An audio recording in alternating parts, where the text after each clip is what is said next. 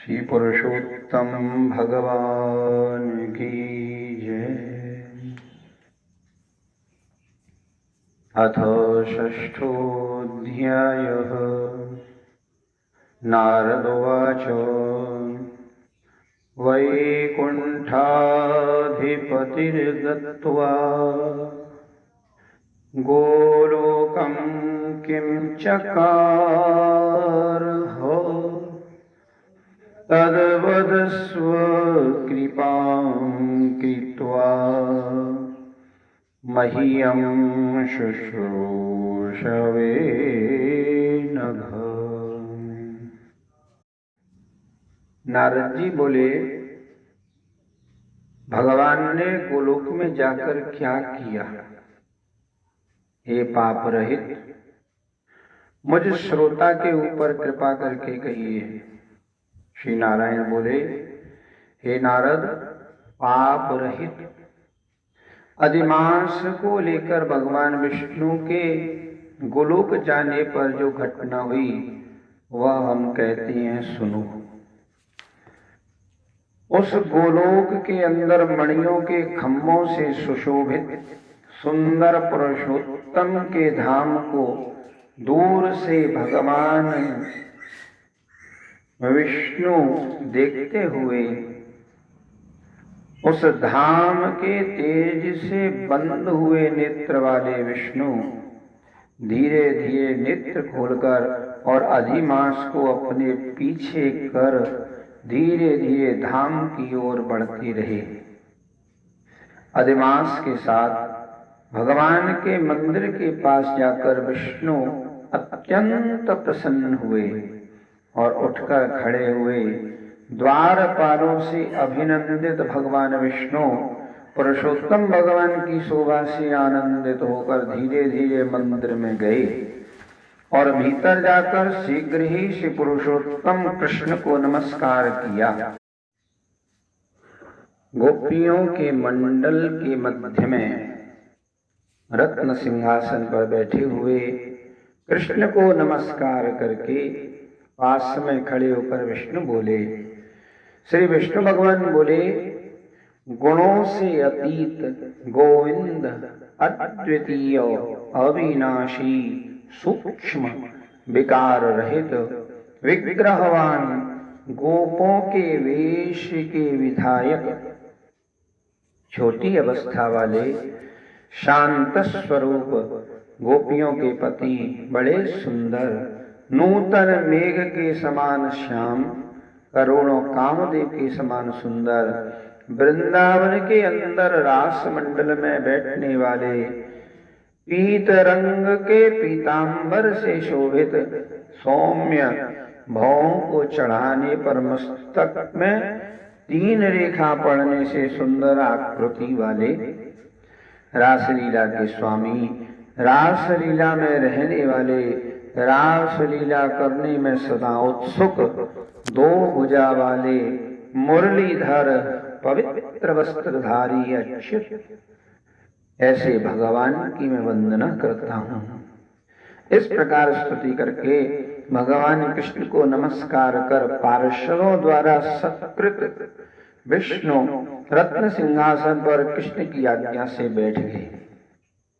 श्री नारायण बोले, यह विष्णु का किया हुआ स्तोत्र प्रातः काल उठकर जो पढ़ता है उसके समस्त पाप नष्ट हो जाते हैं और अनिष्ट दूर हो जाते हैं।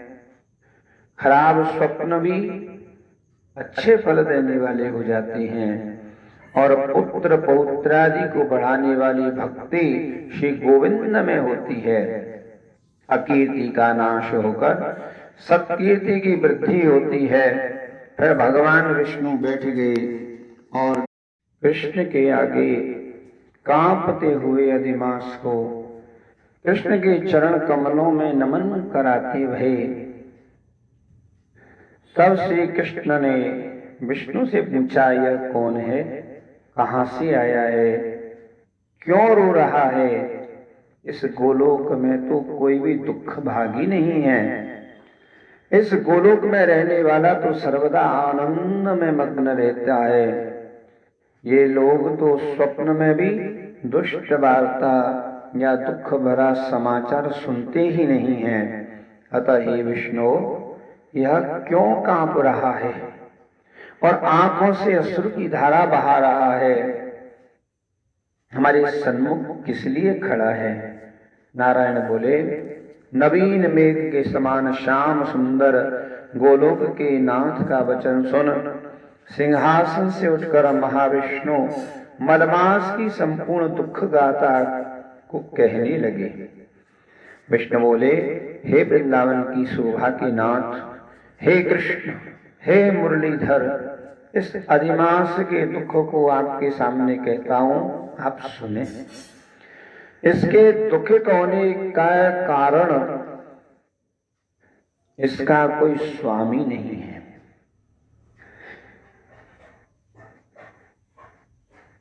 इसे मैं आपके पास लेकर आया हूं। इसके उग्र दुख रूप अग्नि को आप शांत करें। यह अधिमास संक्रांति से रहित है, मलिन है, शुभ कर्म में सदा वर्जित है। स्वामी रहित मास में स्नान आदि नहीं करना चाहिए, ऐसा कहकर वनस्पति आदिकों ने इसका निरादर किया है। द्वादश मास, कला, क्षण, अयन, संवत्सर आदि ईश्वरों से अपने अपने स्वामी के गर्भ से इसका अत्यंत निरादर किया है।